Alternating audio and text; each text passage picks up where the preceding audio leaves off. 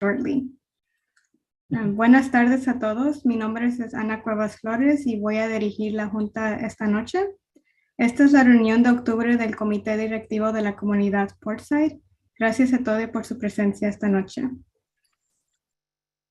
So we'll give it just one more minute for folks to join in.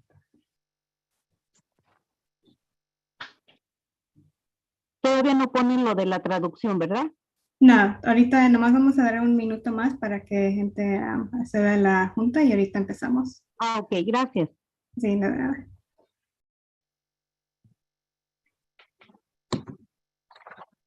Okay, so to start us off, I am going to hand it over to one of our interpreters today who will be giving some instructions on how to access interpretation. I will give the Spanish interpretation instructions first and then the English instructions. Buenas tardes a todos. Si ustedes van a necesitar la interpretación al español, por favor, en su pantalla, si es una computadora, busque el icono de figura de globo en la parte inferior de la pantalla cuando aparezca en un minuto. Y luego pulsen en interpretación de lenguaje, se dice Language Interpretation, y seleccionen el idioma español. Si están conectándose desde su teléfono, iPad o dispositivo similar, busquen el menú con los 3 puntitos en la esquina superior del lado derecho de su pantalla y pulsen interpretación de lenguaje, Language Interpretation y luego español. Eso permite que escuchen la traducción al español con un 80% de volumen y el audio en inglés se escuchará al fondo con un 20% de volumen. Tienen la opción de apagar el audio en inglés pulsando Mute Original Audio ubicado en el mismo menú donde eligieron el idioma del español. Gracias. And now for the people who speak English but do not understand Spanish, we also request that you go to the bottom of your screen. If it's your computer, at the bottom you will see the figure of a globe.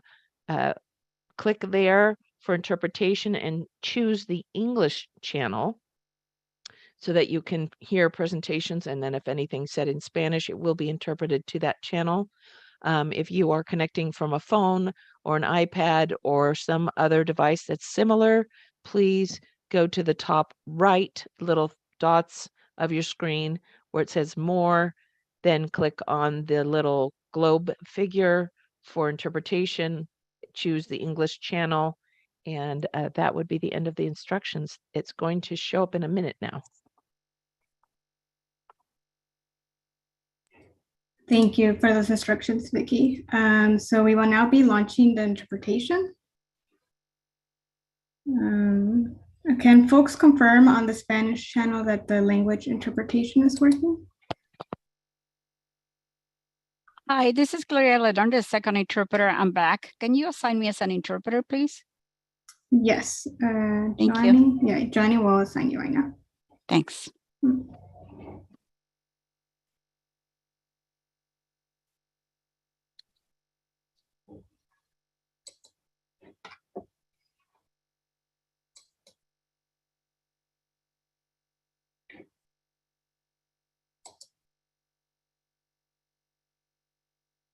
Okay, so thank you again for joining us this evening. This is the October AB 617 Portside Community Steering Committee meeting. We have a light agenda today with some great presentations, and I also wanted to quickly introduce my colleague Samantha Guerrero, who will be assisting us and monitoring the chat for this meeting. So in case you see her in the chat. So without further ado, I want to pass it to my colleague Joannie to go over the meeting objectives and the agenda. Hi, good evening, everyone. Tonight's objectives are to learn about the Air Pollution Control District's 2022 Regional Air Quality Strategy and to receive an update on elemental carbon monitoring, also from the district. And then after wrapping up with welcoming remarks, approval of last month's meeting notes and tonight's agenda, we'll start with the workshop on the 2022 Regional Air Quality Strategy, followed by the update on elemental carbon monitoring. And then we'll move on to public comments and close out with any closing remarks. And then just a reminder of our meeting agreements, which are to create space for everyone to contribute, step up and share your thoughts and opinions, and step back if you've had a chance to share yours, to only have one person speak at a time, to listen to each other, to respect each other's opinions, knowledge, and perspectives, to be conscious of time, to speak slowly and clearly for our interpreters. And with that, I'll pass it back to Anna for roll call. Thank you, Joanny. We will now move on to roll call. So when I call your name, please say you're here or feel free to say hello. So we'll begin with Keith Corey. I'm here. Hi, Corey. Is Shelby Busso also here?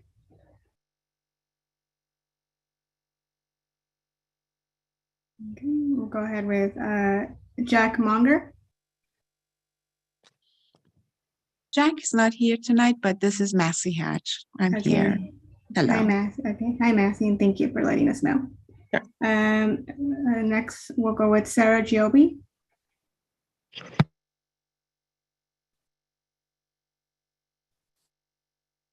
I don't see Sarah on the list. Is Lydia Bayesed here?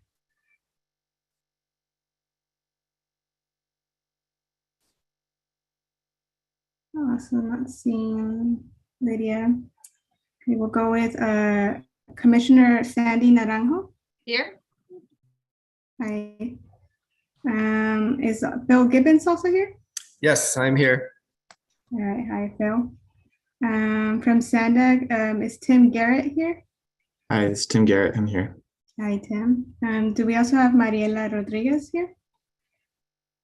No Mariela tonight. Okay, got it. Thank you. And then we'll go ahead with move along. Joy Williams. Good evening. I'm here. Hi, Joy. Good evening. Is Nick Paul also joining us? Yes, I'm here. Okay, great. Hello, Hi, everyone. Nick. Then we'll go with National City, Martin Reeder.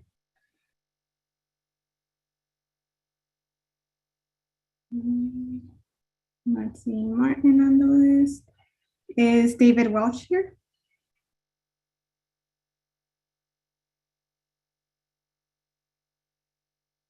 Not seeing David. Okay. Roman Partida Lopez. Hey everyone, I'm here. Hi, Roman. Dr. Yoon. Hi, I'm here. Hi, Dr. Yoon. And is Dr. Diaz here as well?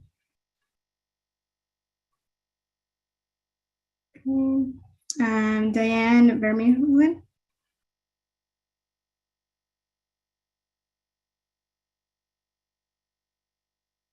Let's see, Diane. Samantha Liu. Let's see, Samantha. Helen. I see. Helen. Yes, we're here.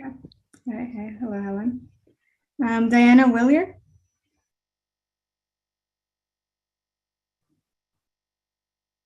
Not seeing Diana. Okay. Liana Rios.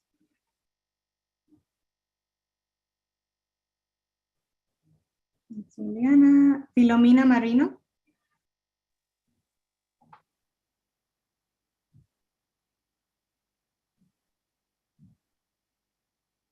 Okay, not seeing Filomena.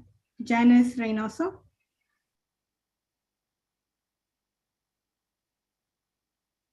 Not seeing Janice. John Alvarado.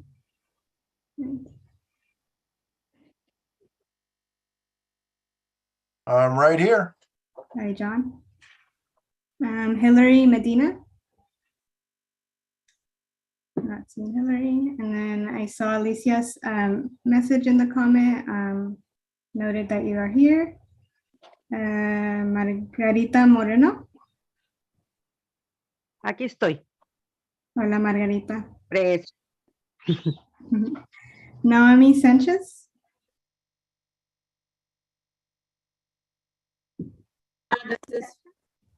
Sorry for interrupting. This is Filomena Marino.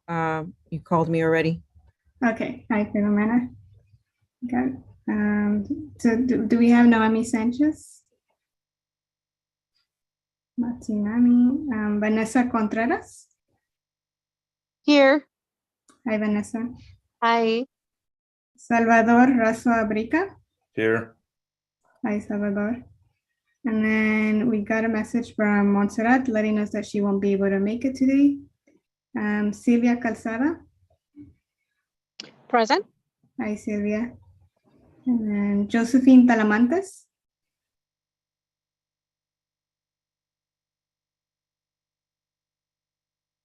Let's see, Josephine, and then Maritza Contreras. Here. Good evening, y'all. Hi, good evening, Maritza. And Sarah, welcome. We saw your message that you were running a bit late. Good to have you here. Okay. So moving along, we will go ahead and proceed with general updates. So to start us off, I know we have an update from San Diego Sequel. Do we have a representative from San Diego Sequel here tonight?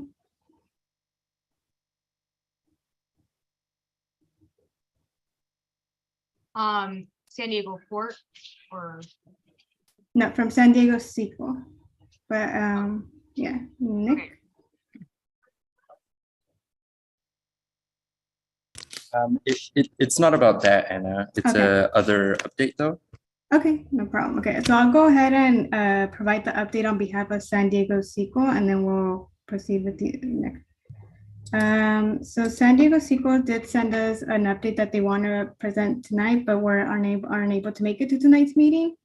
So they just wanted to announce that the state of California is offering a new program to help small landscaping businesses transition to new electric lawn maintenance equipment. This program reimburses about 70% of the cost of leaf blowers, mowers, string trimmers, and other handheld tools. The voucher program is set to begin on November 7th, and this is based on a first come, first serve, and thus funds are going to be limited. So it is important for people to act as soon as possible if they are interested on this. To participate, only a California issued driver's license or identification card is required, and you do not need a business license to apply. And under this program, you also don't need to turn in your old equipment. There's going to be more information posted on the californiacore.org website, which I can put on the link right now. And then also San Diego Sequel will also be posting a list of participating dealers where people can go to participate in the program. And they will be providing us that information. So I can also send an email with this update after the meeting for those who are interested. Okay, and with that, I'll hand it over to Nick. Hi, everyone. This is Nick Baoud from the Environmental Health Coalition. Just a general announcement flagging an issue that's potentially that will impact our community if it passes moving forward. So the Port of San Diego is entertaining bids for a new tenant at the port. Some of us in Barrio Logan may have received literature about the Mitsubishi Cement Corporation. This operation has the potential to increase the number of trucks driving through our community up to 200%. That's an additional 8,700 additional truck trips here in Barrio Logan and in National City. So I wanted to flag that because from my understanding, Mitsubishi will be presenting to this body, to the CSC sometime next month. And so I wanted to make that announcement to this body, just so that everyone here is aware that that's going to be coming up soon. Thank you. Thank you, Nick. And next, I'll hand it over to Carb.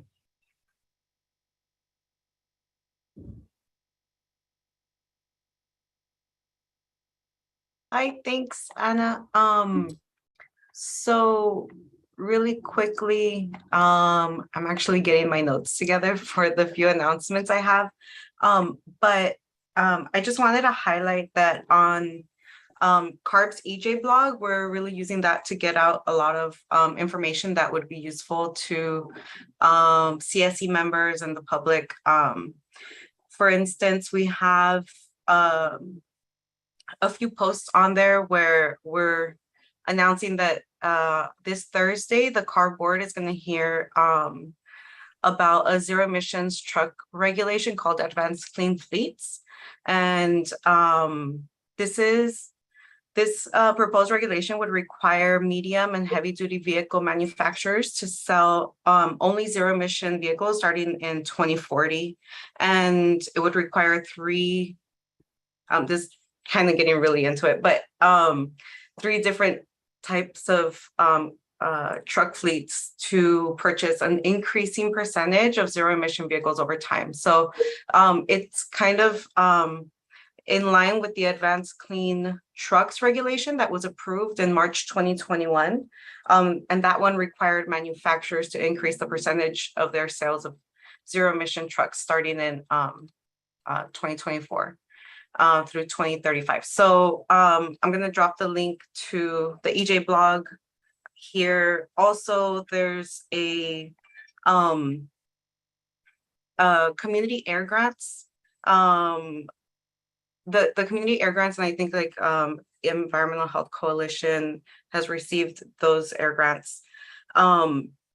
They are being used by community groups to help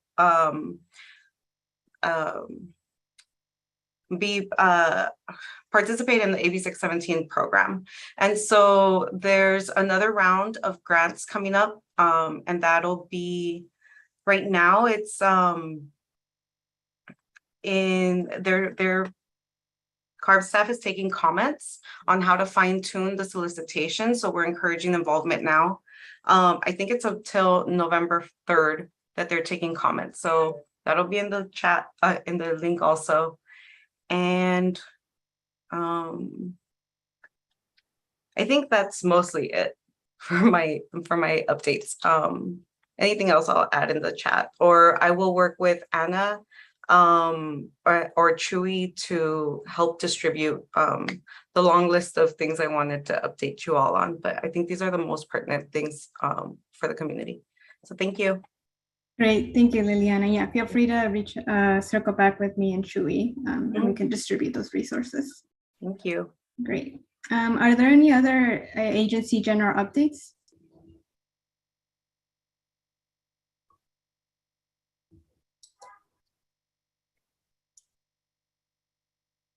Okay, hearing none, we'll go ahead and move along.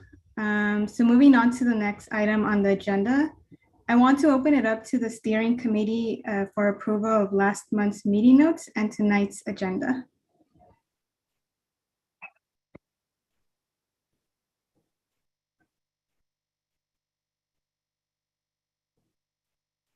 Maritza, I motion to approve the notes and the minutes.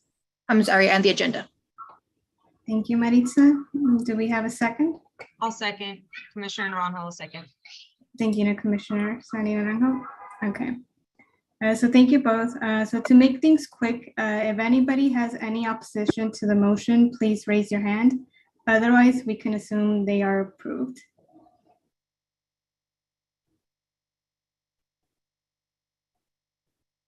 Okay, seeing none, we'll go ahead and move along to the next agenda item.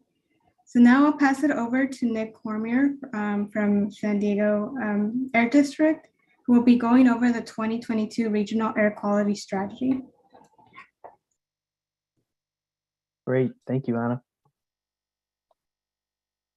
And just as the presentation is getting brought up, I just want to thank everyone for allowing me to be here today to present on this. Again, my name is Nick Cormier, and I'll be providing a brief overview of the draft 2022 RACs that was released for public comment yesterday. We understand nobody's had a chance to read it fully at this point, but we wanted to present to the Portside Steering Committee today to provide an opportunity to learn about the document and provide feedback. Just to note that we'll be conducting another public workshop on Zoom to discuss the 2022 Regional Air Quality Strategy in greater detail. That workshop is scheduled for Wednesday, November 9th at 4 p.m. and it will be held on Zoom, and there will be other opportunities throughout the month of November to also provide public feedback in other forums. So just wanted to share that before we getting started. Next slide, please. It's first important to understand what causes ozone pollution. Ozone pollution forms when common air pollutants emitted by vehicles, off-road equipment, factories, consumer products, and other sources chemically react under sunlight and heat. San Diego County's topography makes it well suited to ozone formation. Air pollution is emitted along the coastline and blows eastward, where it cooks under sunlight to form ozone. It then gets trapped against our local mountains and results in higher ozone levels in our inland valleys and foothills. Thus, the district's ozone monitor at Alpine regularly exhibits higher ozone levels than coastal areas in the region. Ground level ozone is harmful to breathe and is regulated as an air pollutant at the state and federal levels. It irritates and inflames air passageways, and typical symptoms include headache, cough, shortness of breath, and chest tightness when taking a deep breath. Children and seniors are at increased risk of health impacts, and so are people with existing lung disease and those who spend time outdoors. And because ozone is fueled by sunshine, ozone concentrations are highest in the spring and summer months. Next slide, please. APCD is part of a coordinated three-tiered approach to regulating and cleaning up ozone and other air pollution. The US EPA regulates emissions from interstate traveling sources, including airplanes, trains, and ships.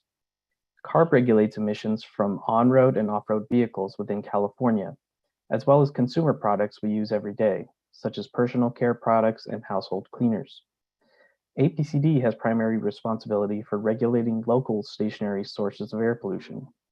These include large industrial facilities like power plants and landfills, but also smaller establishments like gas stations and dry cleaners. Next slide, please. It's important to characterize emissions in a way that may be more understandable to those not intimately involved in air quality every day. To do this, consider the following comparison as we use the term of tons per day. 1 ton of NOx emissions emitted per day is approximately equal to the same amount of NOx emissions being emitted from approximately 350,000 average passenger cars per day. Next slide, please. To understand where the region is going, it's important to understand how much progress the region has made. Ozone precursor emissions, specifically volatile organic compounds, or VOC, and oxides of nitrogen, or NOx, have been trending downward as a result of clean air actions taken over the past 60 years at the local, state, and federal levels.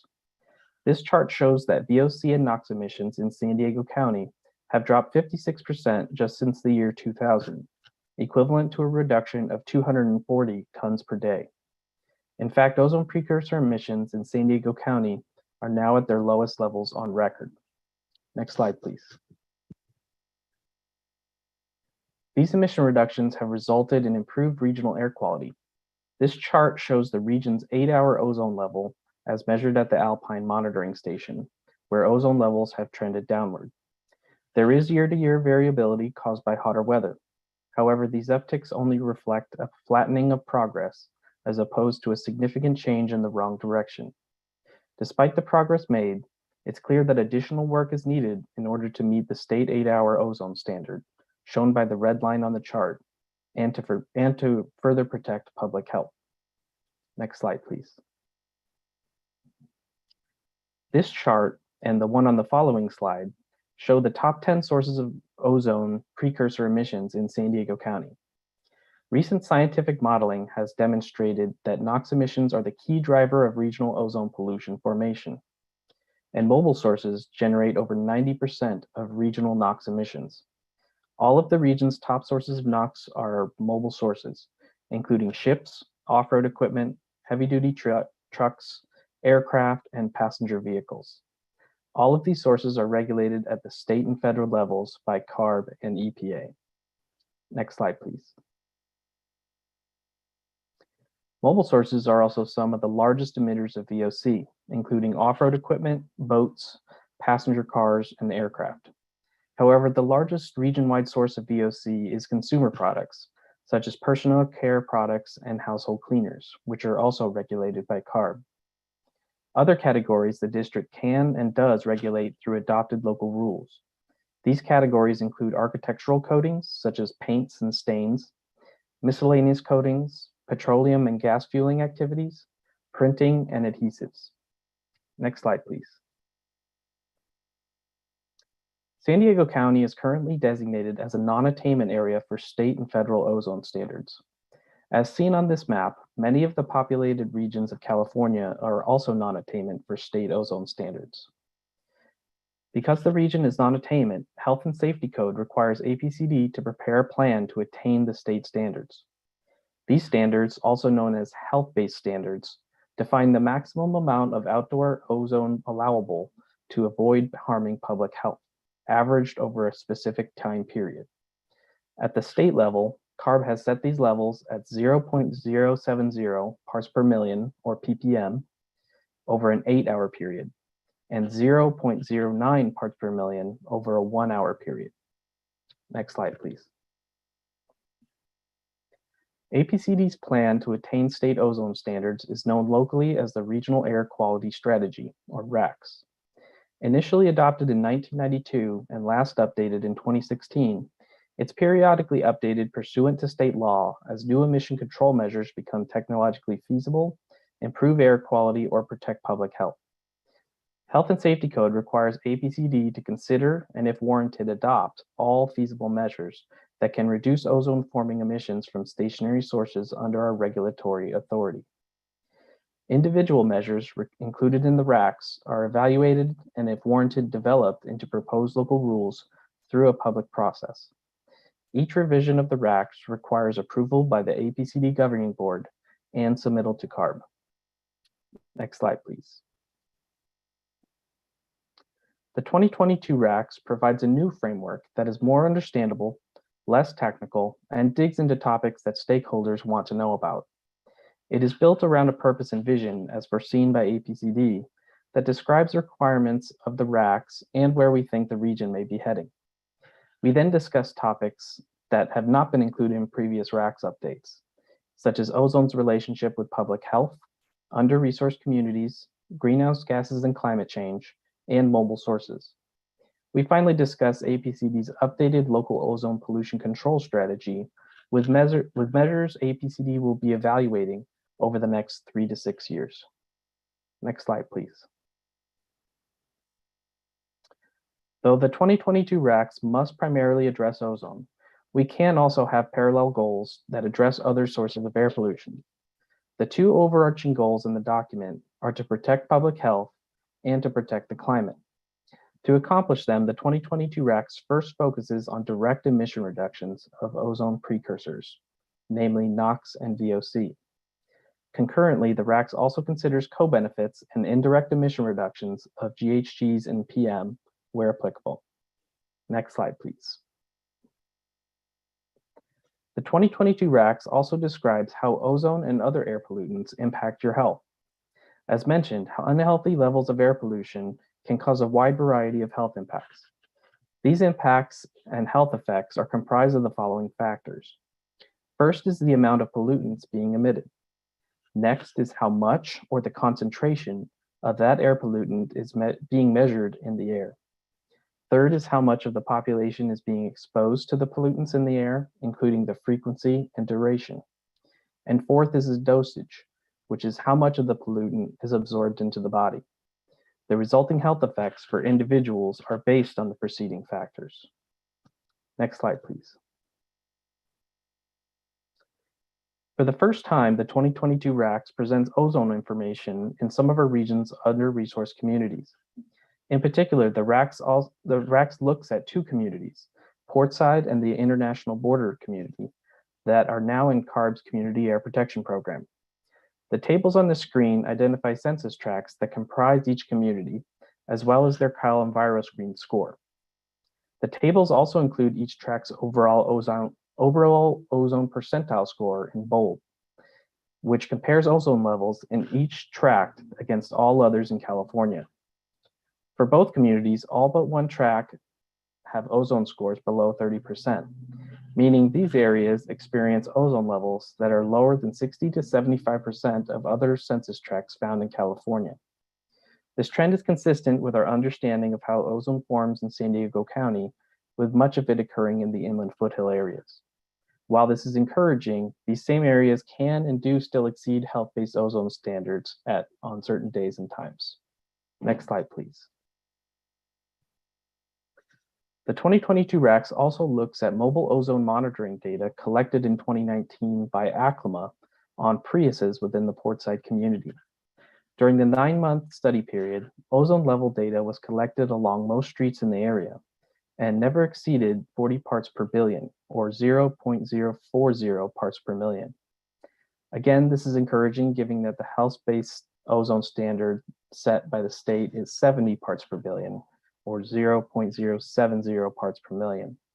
However, ozone exceedances can and do still occur on occasion, and other air pollution impacts from diesel particulate matter and toxic air contaminants still do occur. This is why APCD and other local agencies are working to improve the quality of life in these areas and other under-resourced communities. Next slide, please. Next, the 2022 RACS discusses ozone's complicated relationship with greenhouse gases and climate change. Ozone is technically a greenhouse gas and a criteria air pollutant. And with climate change happening before our eyes, it's still unclear if hotter, sorry, do we have a, oh, I think someone might be talking. So I'll go ahead and start again. It's unclear if hotter temperatures will impact future ozone levels. Global emission reductions, reduced transport, variable short-term climate projections, and potential for changes in ozone mixing heights all create uncertainty in predicting how climate change may impact such levels. The 4th National Climate Assessment, completed in 2018, studied this dynamic and determined that results will vary by region. Their study concluded San Diego County would see very minimal impacts to ozone levels by 2050 and 2090, resulting in possible increases of around 0.002 parts per million or lower. Though this isn't insignificant, this predicted increase is likely to be counterbalanced by future emission reductions through additional regulations, incentives, and fleet turnover. Next slide, please. The 2022 RACS also describes new opportunities where APCD could further reduce GHGs and describes where APCD thinks the region may be heading by 2045. New opportunities include new incentive programs at APCD that are on the horizon, including programs that was mentioned earlier today to purchase commercial zero-emission lawn and garden equipment, and our forthcoming Clean Cars for All program to purchase EVs in under-resourced communities. It also involves working together with regional partners and collaboratives to assist in implementing policies that support regional initiatives, such as the county's regional decarbonization framework. These new opportunities will support a region that will be transformed by 2045 to have a local economy powered by clean, renewable electricity, a transportation sector led by ZEVs and active transportation options, carbon-free buildings that are infill to avoid suburban sprawl and located near transit, and natural lands that are preserved as carbon sinks. Combined, these efforts will further reduce emissions to tackle our region's ozone and climate change challenges at the same time. Next slide, please. The 2022 RACS also describes how the district is addressing ozone pollution from mobile sources, since they comprise over 60% of total precursor emissions in the county. While CARB has implemented the strictest controls on mobile sources in the nation, APCD also reduces mobile source emissions in non-regulatory ways. These include our robust incentive program, which has provided over $157 million in funding since 1999 and reduced over 13 tons of emissions per day in that same time frame. It also includes our mobile source enforcement program to assist CARB in implementing state regulations, and our forthcoming strategy to reduce mobile source emissions from indirect sources like ports and warehouses. Such efforts further technology advancement, help local businesses, and help the region attain ozone standards in a timely manner. Next slide, please. Moving forward, APCD will look at additional ways where we can reduce emissions from mobile and other sources of pollution that are still within our regulatory authority. These include enhanced opportunities for outreach and education, development of regional best practices, developing partnerships with regional and private entities, and advocating at the legislative level when needed. It also includes APCD's continued support of transportation control measures that are implemented by SANDAG to support state and federal air quality plans. These TCMs expand transit options, van and carpool programs, biking and walking facilities, and traffic signal improvements, just to name a few. Next slide, please. The 2016 RACS revision set forth a number of proposed measures to further reduce ozone precursor emissions. 7 measures were adopted or amended, as shown on the screen. Together, these measures resulted in ozone precursor emission reductions of 2.3 tons per day. Next slide, please. The 2022 RACS proposes to schedule and adopt or amend up to 8 additional rules to further reduce NOx and VOC directly and GHG and PM indirectly over the next 3 years. These measures include some that are required by federal or state law, such as our forthcoming landfill flare rule, and further controls of gas turbine and stationary engines to reflect updated EPA startup and shutdown policies. It also includes measures that are included in the Portside SERP, such as restaurant cooking operations, marine coatings, and a possible indirect source rule. On the right side of the chart, you'll see that we've categorized the possible emission reductions and preliminary costs to implement for each of these measures, though further refinement will be needed during the rule development process. Together, if all of the proposed scheduled measures are adopted or amended, APCD anticipates the measures will further reduce ozone precursor emissions by at least 0.6 additional tons per day. All of the fossil fuel combustion measures, if adopted, will also inevitably result in indirect reductions of GHGs and PM. Next slide, please. APCD also looked at additional measures that are not yet ready to schedule as proposed measures and require further analysis over the next 3 years. These possible measures require more time to assess and are not likely to be scheduled for possible adoption until the next RACS update is completed. These measures include further controlling categories we already regulate, such as metal parts, bulk plants and terminals, aerospace coatings, and adhesives. It also includes several new categories the district has not regulated yet, including metalworking fluids and miscellaneous small sources of NOx. We'll also assess non-traditional categories for possible emission reduction opportunities, such as a possible state emission offset permitting program, zero emission furnaces and water heaters, and more controls on region-wide wood burning activity. Since these measures require more analysis, anticipated emission reductions and cost effectiveness are not yet known. Next slide, please. One of the attachments in the 2022 RACS we wanted to highlight was attachment L, which is a reevaluation demonstrating that state-based emission offsets are not required to attain state ozone standards. Emission offsets are created when a company is required to compensate for an increase in emissions in one area by decreasing emissions in another area. APCD previously had a state emission offset threshold in place, but it was repealed in the late 90s, and the no net increase, or NNI approach, was used. This demonstration reviews emission reductions at existing stationary facilities in prior years and compares it to new emissions from new or modified stationary sources of air pollution. So long as emissions from existing facilities outweigh any emission growth, a state offset program is not required under state law. The district has included a no net increase demonstration in each RACS update since 1998 as required. The 2022 RACS includes another demonstration and has once again determined that state emission offset thresholds remain unnecessary to attain state ozone standards as early as practicable.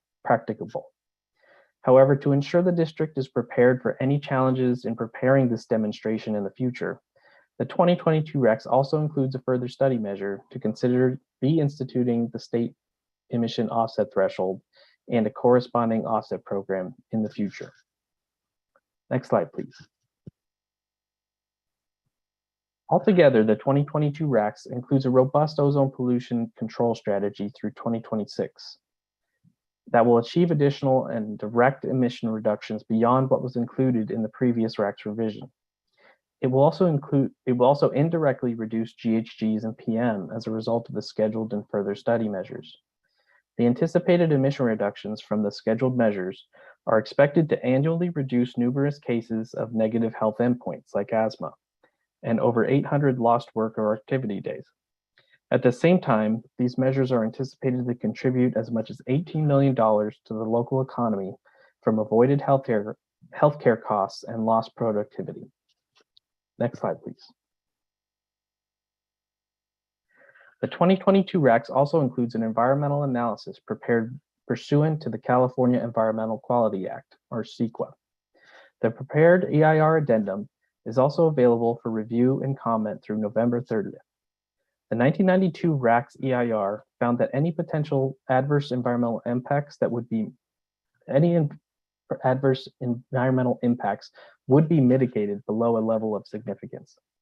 Several supplements, negative declarations, and EIR addendums have followed that analysis whenever the RACS has been updated, and all found that no substantial impacts would result as a result of the RACS, and that no EIR revision is necessary. The 2022 RACS EIR addendum comes to the same conclusion, that no revision to the EIR is required because no significant adverse impacts are anticipated. Next slide, please. Here's a tentative timeline of the next steps in the RACS process. We held a kickoff workshop this time last year to start discussing the proposed concepts and measures you heard about today. We also incorporated feedback received from our governing board members at a presentation back in June. We released the draft RACS document and CEQA analysis yesterday, and today is the first of a few presentations we are giving over the next month to get feedback. We'll be presenting at the Sandag Region Conformity Working Group on November 2nd, and also presenting to the International Border Community Steering Committee on November 16th. Our main APCD RACS workshop will be held on Zoom on November 9th and will include Spanish translation services. As mentioned, our comment deadline is November 30th for both documents. After incorporating and responding to feedback through a workshop report by the end of this year, the district will then submit the RACS to our governing board's consideration in March 2023, followed by submittal to CARB if approved. Next slide, please. If you want to stay up to date on this process or other federal air quality planning processes, I highly encourage everyone to visit the website at the tiny URL link on the screen. That will bring you to APCD's air quality planning webpage where the 2022 RACS can be downloaded, as well as our other federal ozone plans.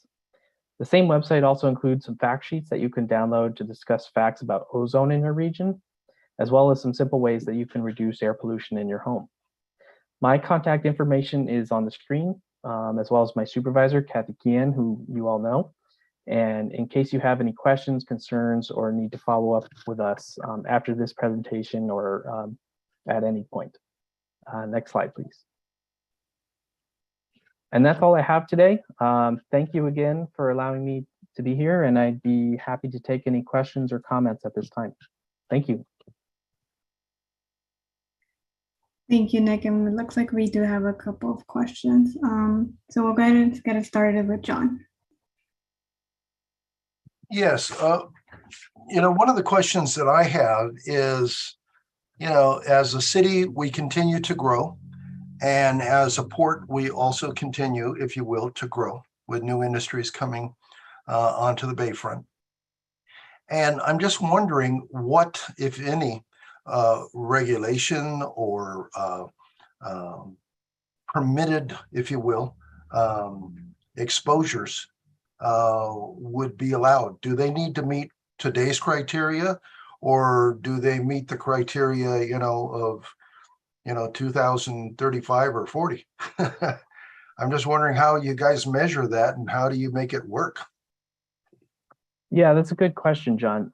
So in terms of air quality modeling and inventorying out to 2050, which the RACS looks at emissions, or it forecasts emissions out to 2050, there clearly have to be some assumptions made in doing that. And some of that comes from Sandag, who has regional growth pattern data. They are able to predict future VMT levels based on what's currently in effect today. That's mostly how we're able to do it is to look at what's happening in the planning world today and on the books today.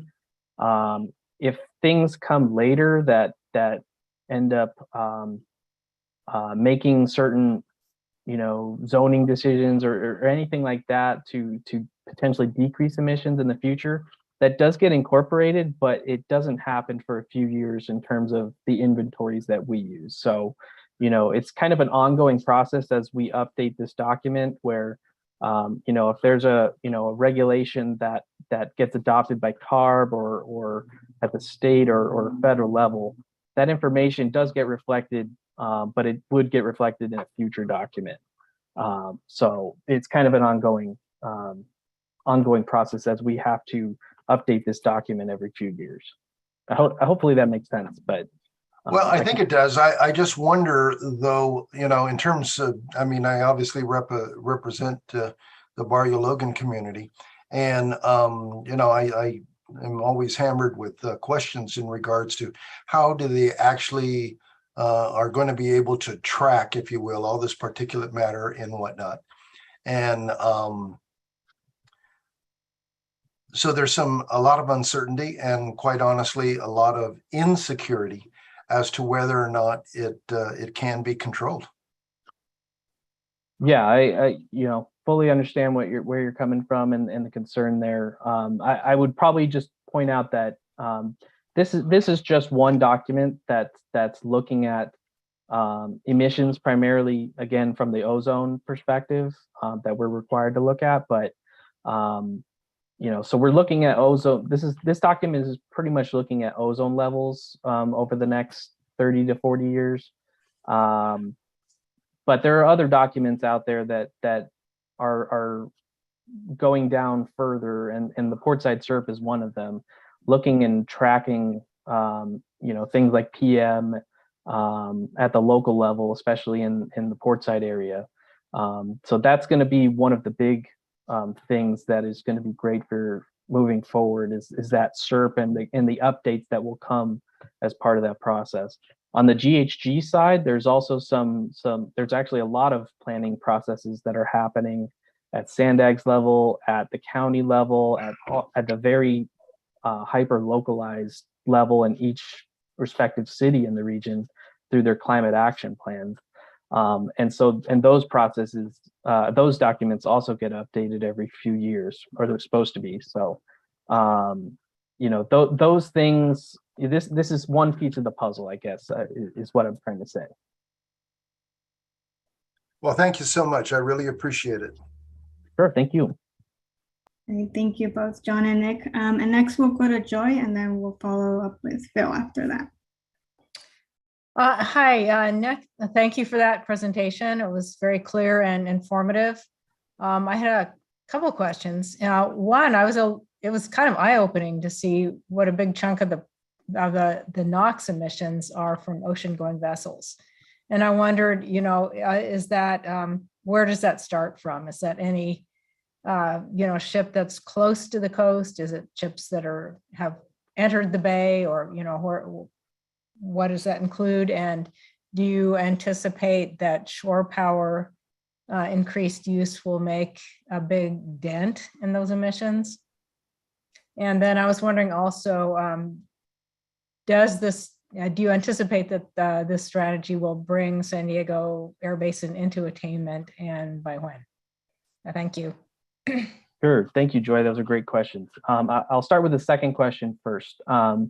So we do expect that the region will meet the level of the current 8-hour ozone standard, which at the state and federal levels are now one and the same. They're both set at the 70 parts per billion level. And through our last air quality plan that we did for EPA back in 2020, we did conduct scientific modeling that showed that the region would be able to get into attainment for that standard by 2032. That would be in compliance with federal deadlines. And so, that is the current forecast that we would attain in that time frame. Now, this regional air quality strategy document is proposing additional measures on top of those assumptions that will ensure that if those measures are adopted, will make sure that we get reductions faster. And we're hoping that we can attain even sooner than that. It also that 2020 modeling that was done doesn't include the recent statewide SIP strategy that was adopted by CARB just a few weeks ago. And there's a substantial amount of mobile source emission reductions that are proposed to occur within the next 10, 15 years at the state level, just from that document alone and the measures it includes. That also wasn't included in any plan. So I think the combined between the RACs and the recent plans by CARB, we're hoping that we can, it's just further, it's certainly going to help. It can't hurt us getting into attainment in that 2032 timeframe. Now, going back to your other question on ocean-going vessels, I don't have the exact numbers in front of me, but it is comprised of a number of different kinds of vessels. So it does include cruise ships. It also includes tanker vessels that are, we don't have any tanker vessels here that are porting here at San Diego County necessarily, similar to the ones that dock in LA, but they do travel up and down in our waters. And that is a lot. From what I recall, there's a lot of emissions coming from those vessels. Now, that when you go out, it depends on how close they are to the edge of the coastline. And it's, again, assumptions have to be made on that, but they kind of CARB bases those based on vessel patterns, and they do have some GPS data to kind of corroborate that.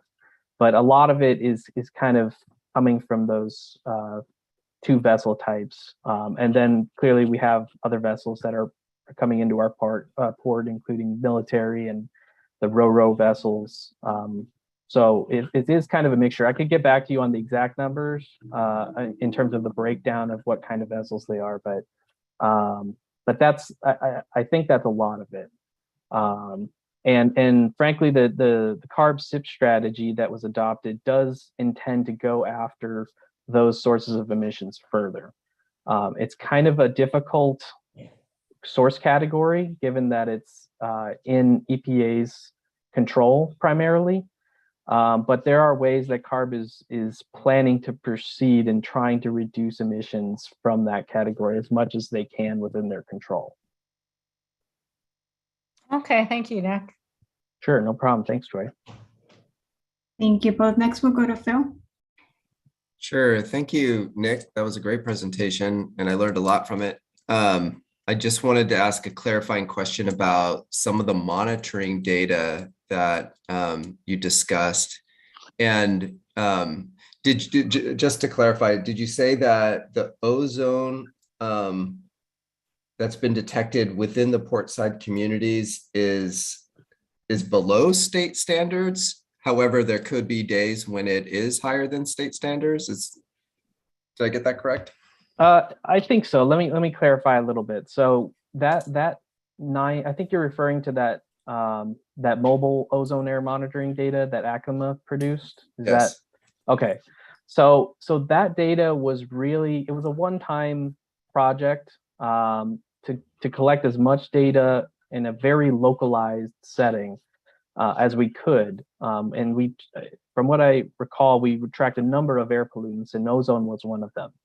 And it was only conducted over a 9-month period from a March to December timeframe, and back in 2019. So I'll caveat it with that.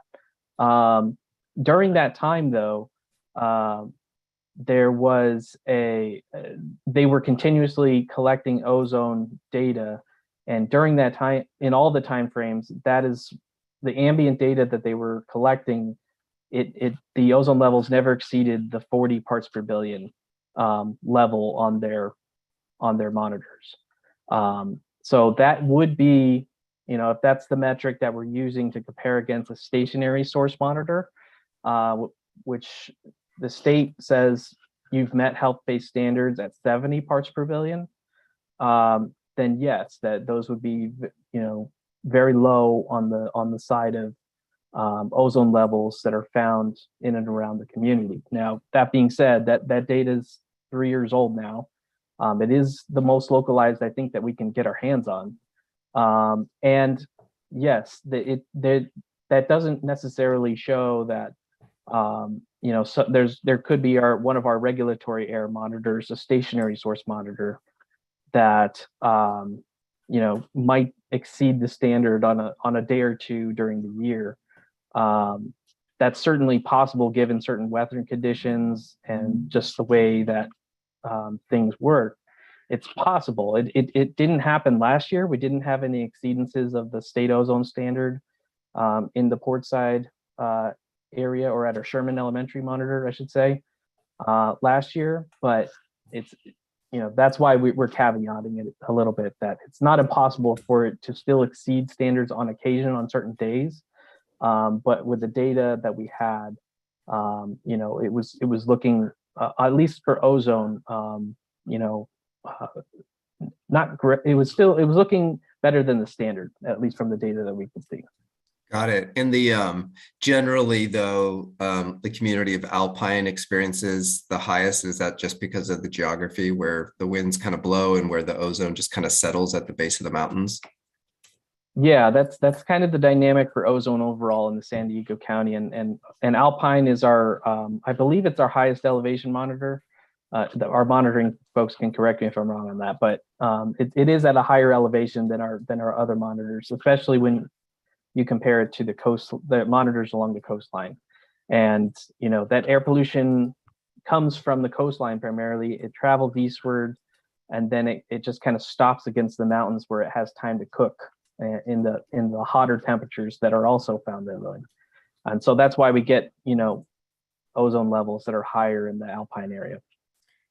Okay, great. And then I just have one quick question. As far as strategies to reduce ozone precursors like NOx and VOC, so clearly if we're implementing zero emission technologies, then you get a benefit across the board. You get the co-benefit of the DPM emission reduction as well as greenhouse gases. If we're not going to zero emission type strategies, and I'm not exactly sure what those may be, like alternative fuels or something. Does reducing NOx, does it reduce PM or GHGs by the same amount? Like the same percent decrease, for example? Well, I think if you're comparing to zero emission technology compared to like a low NOx CNG type application, is that kind of where you're going? Or? Oh, I'm just wondering how thinking about the strategies that could reduce these ozone precursors and how well they also reduce PM and GHGs if they're not zero emission strategies. Okay, I think I understand. Yeah, I think from a perspective of meeting all the kind of benchmarks that we're looking to all meet in the region, from GHGs, PM, ozone, I mean, zero emission is definitely kind of the gold standard. It is the most expensive, but that is, I think we can get a lot of reductions across the board by going that way. And a lot of the state regulations are as a result kind of going that way.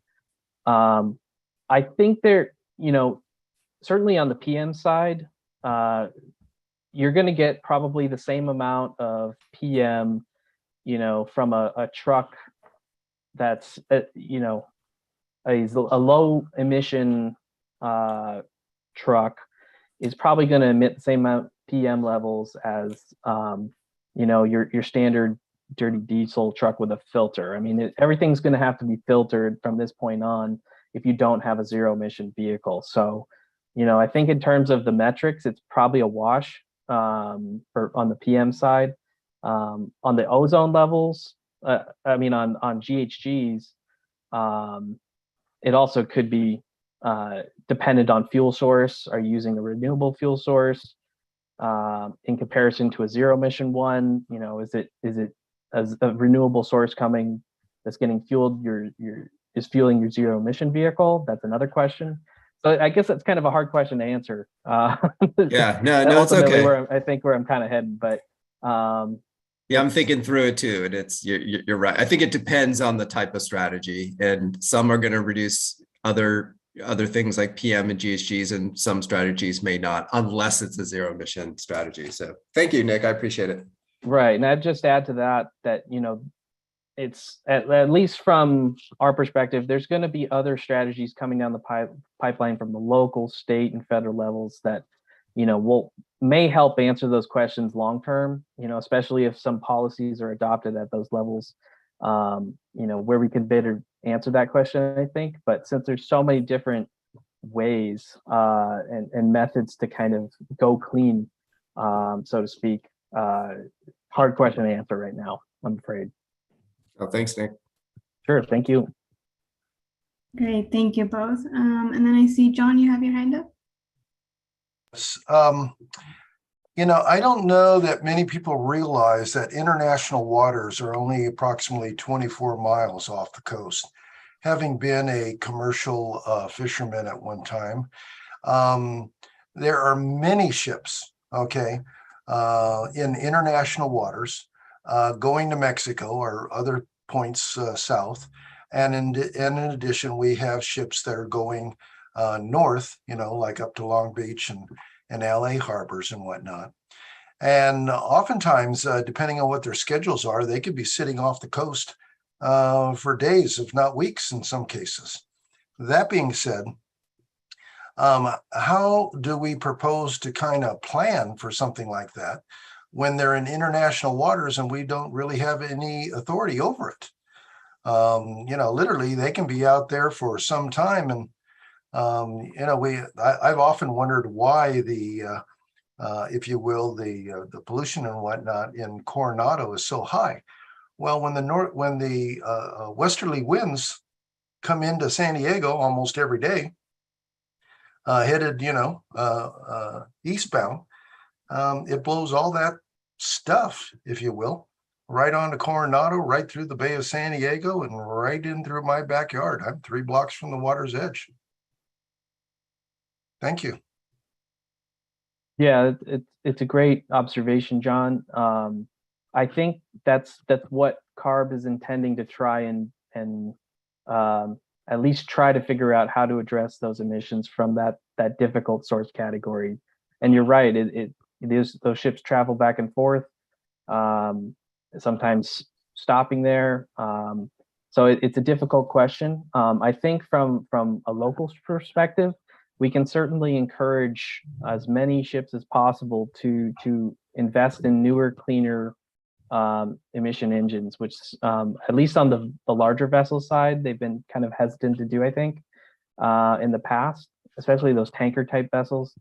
So that's one strategy that is certainly we can attempt to do. And then, like I said, the CARB SIP strategy, which was adopted a couple of weeks ago, they're going to be proposing some additional ways to potentially go after and reduce emissions from that source category.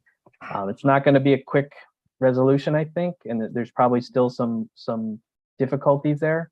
But that's their first attempt, I think, at trying to do that. So, at least with respect to the ships out in the water, that's going to be their first attempt. They've been controlling those kinds of vessels emissions in port for a long time, but controlling them once they get outside a certain range has been a little bit more difficult.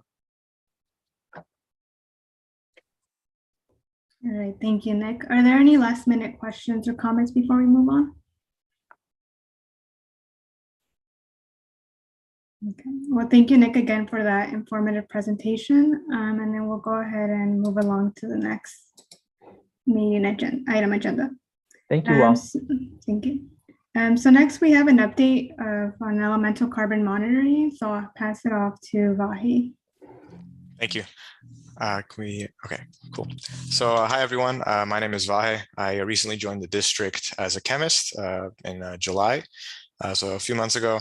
And so I've been, a lot of what I've been doing is looking at the elemental carbon analysis. And so I'm going to give you a brief update of kind of what we found so far and where we'll hopefully head to in the future. So kind of next slide, please. Okay, so just to give a little bit of a background, a little bit of recap too of what Kevin and Jose had already mentioned a few weeks ago and months ago at this point. And so I want to go over some elemental carbon, so EC, and black carbon, BC background. And so diesel particulate matter, DPM, as we're calling it, is what's created by a lot of these heavy duty diesel pace engines. And so these, we care about them because they have a lot of long-term and short-term health effects. So short-term, you can have irritation of your eyes, difficulty breathing, that kind of thing. And long-term, it's a known carcinogen. So meaning it can increase your chance of getting cancer. And so that's like a lot of the health reasons why people are targeting reducing the diesel PM is because if we can reduce the diesel PM by about 1 microgram per cubic meter in concentration, that will reduce about 300 cancer cases per million people. That's assuming a 70-year lifetime. Okay, so that's quite a bit of help that'll be done by trying to reduce this, this concentration. And so we've been trying to measure this in a couple different ways. So we can measure DPM using BC, black carbon, and we've also been looking at it with EC, so elemental carbon. And the reason we're doing it 2 different ways is there's pros and cons to both. So for EC, elemental carbon, the way we do the measurement is we take a filter measurement. So we collect over a 24-hour period. That's 1 filter. And then we do that every 6 days. Okay, so it's we don't get data that often, but that's kind of how we've been doing it. But the good side of it is it's a very detailed kind of analysis. So you can separate what you find into different fractions. So you can have EC1, which is the fraction of it that's primarily from non-diesel engines. So like regular gasoline cars, if you have a forest fire or something, or barbecues, that'll also contribute to this as well. But it's primarily from non-diesel engines. And then we can also kind of look at a smaller piece of it, which is known as EC2. And so that's the one that's primarily from the diesel engines. So that's like the DPM one, the carcinogenic one. And so we can also look at the black carbon, which is continuous. So that's what Jose talked about in the last meeting. And so that one, we're getting a data point or a measurement every 5 minutes. And so the bad side of that is you can't really separate engine types. You can't have different fractions of saying this is from diesel engines or gasoline engines. Okay, can I have the next slide, please? So again, just to familiarize where our current monitoring sites are in the Portside region. Right now, we have a site over at the Marine Terminal. That's over there on the left, labeled MAR. And then over north, we have Sherman Elementary School. And then a little bit more in the south, we have Chicano Park, LCC. And over on the right, we have our newest site, which is the I-5 Interstate on-ramp, off-ramp over at Caltrans Boston Avenue area. And so this general area, you have a lot of shipyards, you have the naval base, light rail going on, again, the I-5, and the whole neighborhood all around it kind of being affected by all this. And so just kind of familiarizing where we're kind of looking at. The next slide, please. Okay, so this is what we have so far from 2020 up until now, as far as EC2 data. So this is kind of a long-term trend. On the y-axis here, I'm showing you the EC2 concentration, and the unit is micrograms per cubic meter. So just to remind you, EC2 was the one that correlates with diesel PM. Okay, so you can kind of think of this as a diesel PM concentration. And then on the x-axis, we're going from January 2020 up until about June of 2022, so pretty recent. And then we have 3 different colors.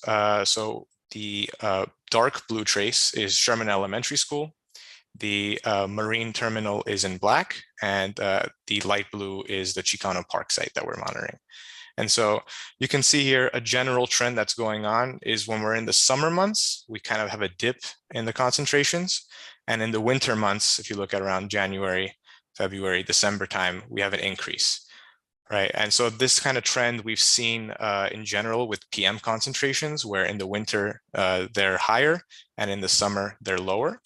And so that's just kind of like a good check for us that this kind of correlates with that.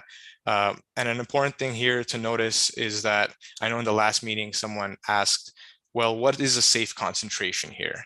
how high is high where we should care about it and we should be concerned about it. And so there is not a straightforward answer to that, but the California Health Risk Assessment Office, the California OEHA, has a metric called the reference exposure level. And so that tells you how much, after which point does it start giving you non-cancer related health risks. Okay, but it's a non-cancer related one. And that value for diesel PM is 5 micrograms per cubic meter. So from that perspective, anything above 5 is where you start getting non-cancer related health risks, but it's non-cancer related. It doesn't look at cancer at all. Any amount of EC2 does have a cancer related health risk. So here, our highest point is 1.4, right? Around 1.4 or 1.5, which is much lower than 5. But again, that's for a non-cancer related health risk for something like COPD or asthma. But any amount here will increase your health risk with cancer based on that every 1 microgram per cubic meter is an extra 300 cancer cases per million people. So that just kind of to give you an idea of what's going on here as far as where is the California levels and where we're currently sitting on with the Portside community.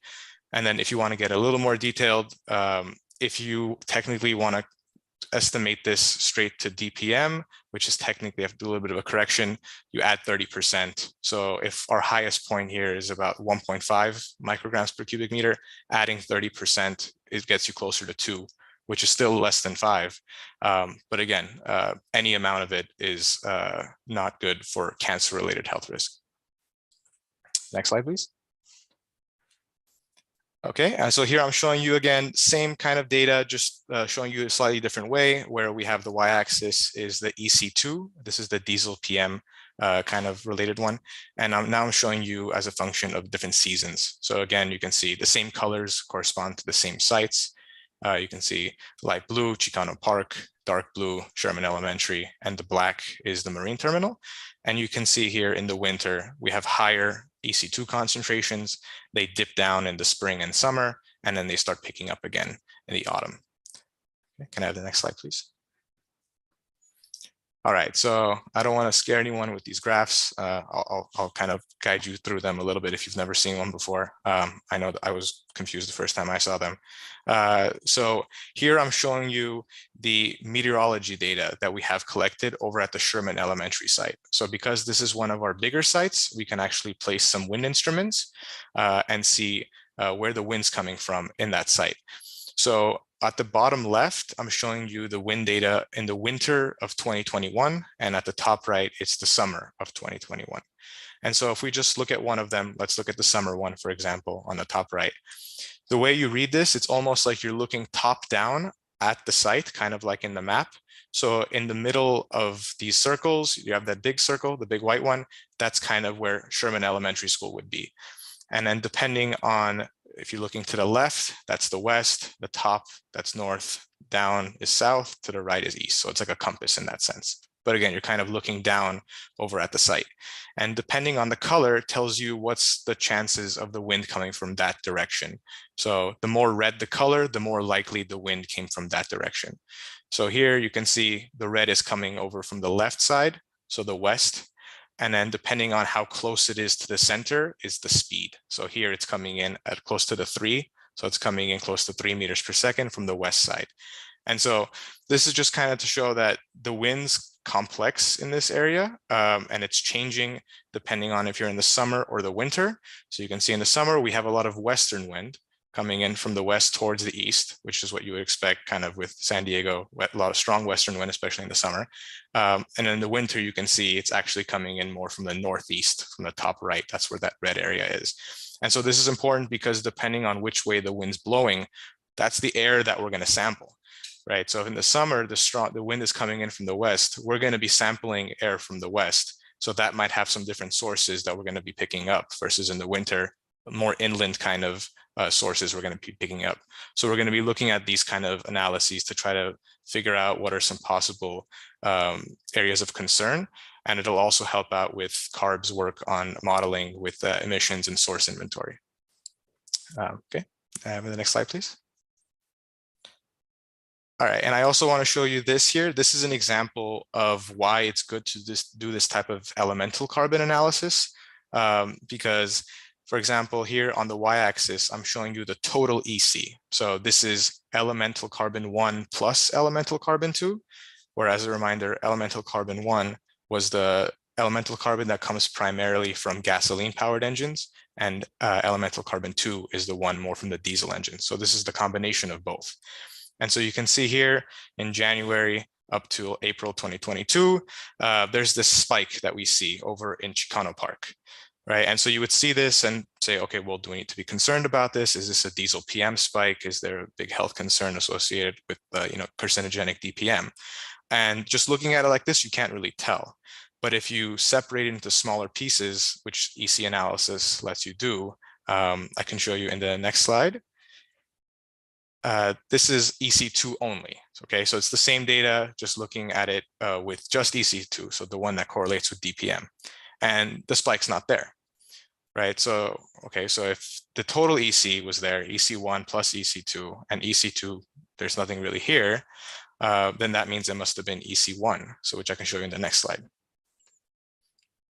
So here I'm showing you the EC1, and you can see right there. So there was a large spike in EC1 over in around June-May timeframe of 2021 at Chicano Park, but it's EC1.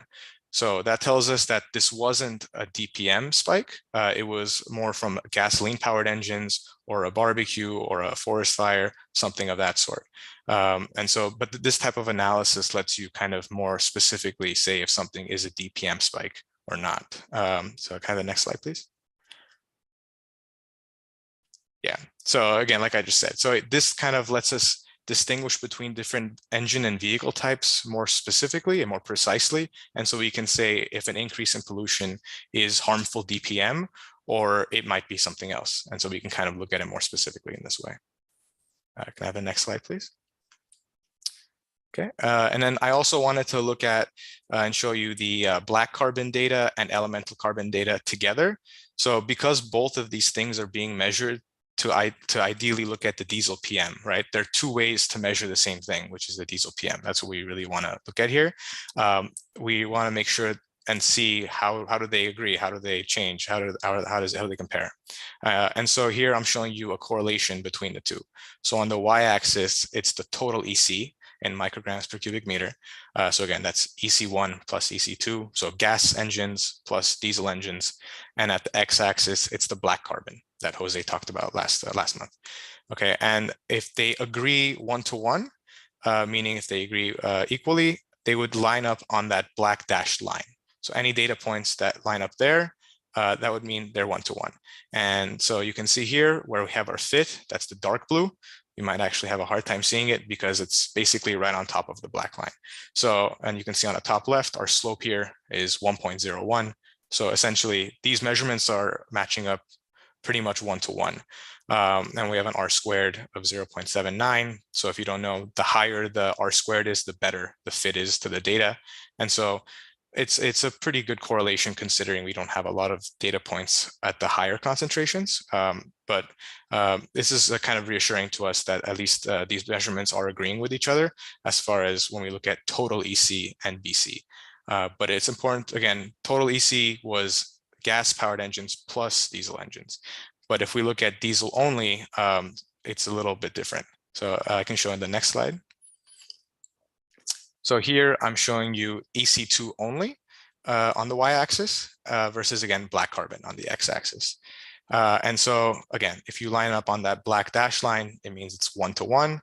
And our fit here, you can see it's much smaller, it's much lower, right? So our slope here is 0.22. Again, the R squared is very low. We need a lot more data here to kind of get a high R squared. But also this is kind of expected because black carbon, it measures it differently. It looks for things that absorb light. So if you have, there's a lot more sources of black carbon than just specifically EC2. EC2 is going to be specifically primarily from the diesel powered engines. Black carbon could be more heavily affected by a forest fire or a barbecue that's nearby. So those values are going to be higher. And so since the slope is 0.22, that means about 20% of the black carbon is the EC2. So we have to kind of look at these trends over a longer period of time to get a better fit of the data, but also because this is looking at all the data, all the seasons all together, and like I just mentioned in the meteorology slide, the winds are different depending on the season. And if we have like a strong westerly wind, we're going to be sampling from one place and different sources versus if we have an easterly wind. So we're going to actually be looking at this data as a per season kind of basis and looking at it maybe per day, maybe weekdays, weekends, to kind of look at this data a little more specifically in that sense, and then hopefully get a good fit. And then we can basically use this data here to take our BC data, which we take every 5 minutes, and then convert it to EC2 data. And so that'll kind of give us a better idea of how the DPM or EC2 concentrations are changing within a day. Because again, the EC2 data, we're taking a 24-hour collection on a filter. So if we have a measurement, a concentration, we can't say if it was at 7 a.m. or 7 p.m. With the BC data, because it's continuous, we have that data. But if we can get a good correlation here and get a way to estimate EC2 every 5 minutes, that'll be a good way for us to identify potential hot times and hot spots of DPM spikes. Can I have the next slide, please? And so in conclusion, I wanted to say that we saw that the winter months seem to have a higher DPM concentrations. Meteorology also affects the concentration measurements. Like I said, strong westerly wind, easterly wind, it affects which air parcels we're going to be sampling. So we're going to be looking more into that in the future. And again, EC analysis allows us for more precise DPM measurements, so we can say if something is a EC spike or a DPM spike or not. And if we get more data and looking at it maybe as a per season basis, we can hopefully get a good estimate of converting between black carbon to diesel PM data, so we can have more continuous like data. And so in the next steps, we have the Q3 and Q4 data coming in. The Q3 data should be analyzed by the lab around now. They're probably working on it. And the Q4 data up next. And then the Caltrans and Boston Avenue site that I showed you earlier. We have data for that in the Q3 data set for Q3 of this year. So I'll be working on that next as well. And we have the metals program. The contract's been finalized and it's being rolled out. And we have some preliminary data being worked on. So keep an eye out for that as well. So that's all I had planned for you today. Thank you all for listening and for being here. And I'd be happy to take any questions. Thank you. Thank you, Vahe. We'll now open it up for any questions or comments. Okay, I see Joy.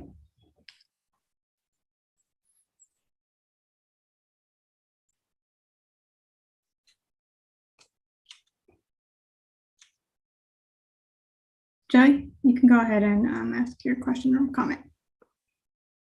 Sorry, I was on mute. Thanks for that presentation. It's very informative. My question is about the Boston Avenue site. I know you're already collecting black carbon data from there. Are you also collecting EC, or will you? Are you planning to have that? Yeah, so we have that data. That's what I was trying to say with the Q3. So in the next data set that we're getting from elemental carbon, it'll include data from the Caltrans Boston site as well. Okay, thank you. Yeah, no problem. Great, thank you. Are there any other questions or comments? Feel free to use the raise hand function or add your question or comment in the chat as well.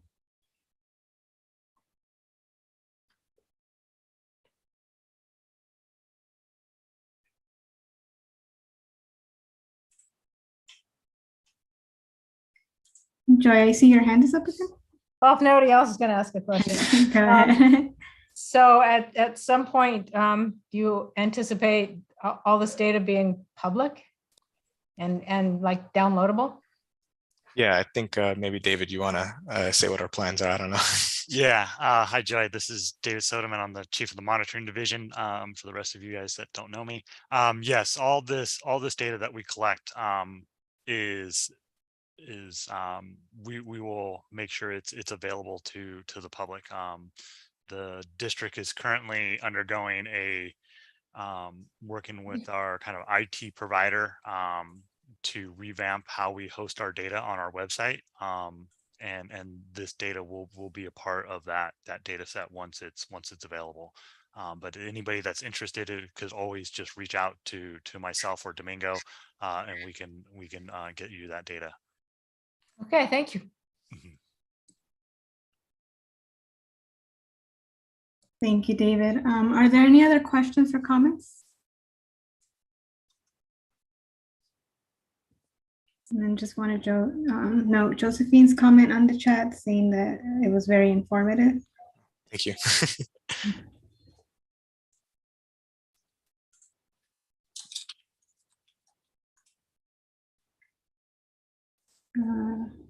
Last call for questions or comments.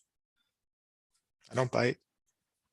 And then I also want to note Dr. Yun's comment in the email that says, thanks for this presentation. I appreciate your including anticipated health benefits of emission reductions and also including the mention of non-cancer as well as cancer-related risks for this data. Thank you. Yeah, we looked into it, try to figure out what was what on that.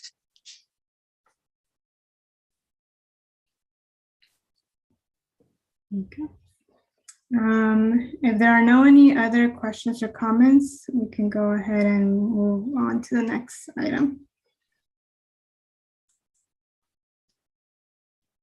Okay.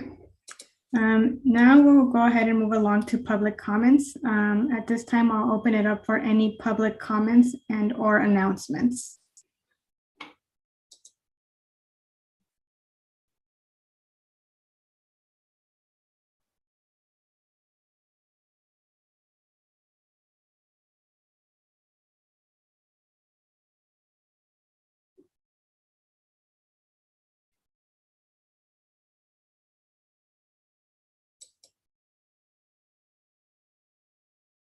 Are there any public comments or announcements?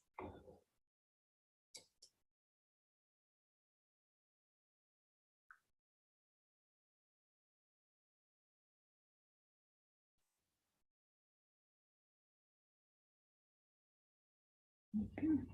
Seeing none, it looks like we'll get to end a bit early today. So without further ado, we'll move it over to closing remarks. So I'll hand it off to Domingo.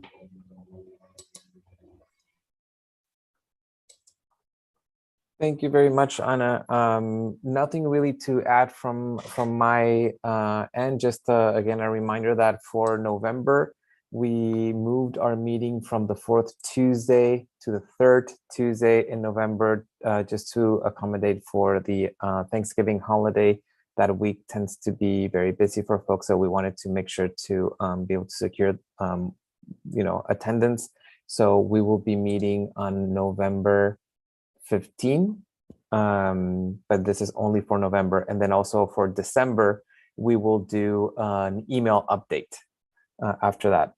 Other than that, I just wanted to thank everybody for being here and our presenters, and wish everybody a good evening.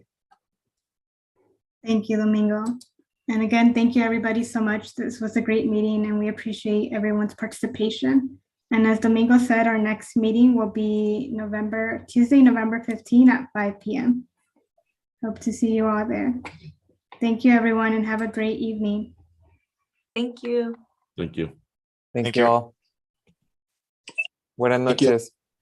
Thanks, everybody. Good night.